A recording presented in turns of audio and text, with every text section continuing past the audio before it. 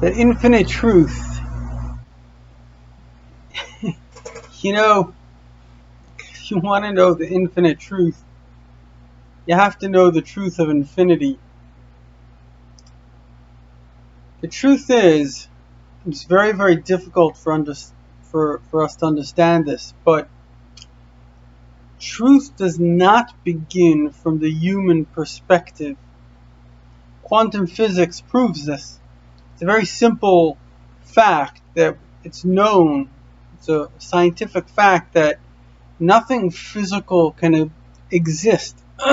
This does not exist unless there's somebody to observe it. So nothing could have existed without a first consciousness that would create it, that would observe it.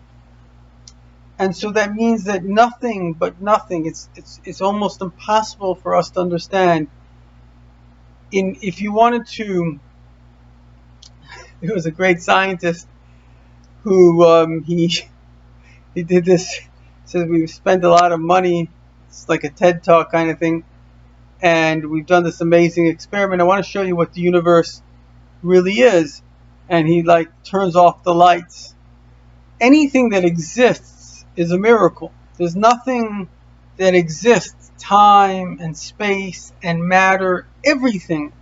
This body, what is the body? The body is 20 gallons of water, about, 10 cents of mud. That's what the body is. And so it's not a physical reality. Basically, if you think about a shape or an artist, what is art? Is art paint? Art not paint. Art is the mind that shapes it. Look at me. Am I a physical thing? No, I'm a shape.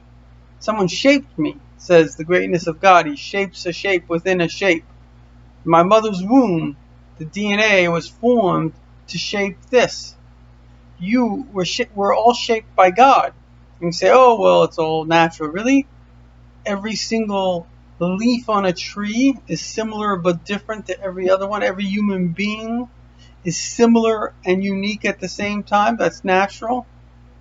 Nature, maybe. I mean, if it was an exact science, like every Microsoft Word is the exact same, but unique. Each one is unique. Think about that for a second. And the reason I'm saying this is because once you understand that this world does not exist, it is basically a figment of God's imagination. Now, God's imagination is not like your imagination or my imagination. If I imagine a pink elephant, the pink elephant doesn't exist. But if God imagines a pink elephant, the pink elephant exists. And so therefore this world is a figment of God's imagination, which is our reality. Now, what's important to understand is that what it is that you see is only one element. Your senses. I study with a doctor every day for many years, and this is one of his big points, kind of being a little scientifically minded. He says, our problem is that we can't get out of our senses. And the truth is, if you look at the world specifically from a perspective of what your senses tell you, then you do not know reality. And quantum physics has proven this. What your senses tell you are only what the video game wants you to know. But there is a reality, an infinite reality. In fact, again, it's from science. Kabbalah spoke about it. Every single second, everything in the universe is popping in and out of existence. Literally, you have come in and out of existence in this lecture. If you got to this point, well done. Literally, trillions of times you have disappeared and reappeared. And so the whole universe, trillions of times, is just like a movie screen. You don't see the same. Every second you're seeing another reel, you're seeing another image. You're not seeing the same story. And so life is never the same. It's always new. And therefore the question is the direction that basically either it's taking you on, which you probably don't know, or the direction you choose to go on, which is very, very important to make choices of direction.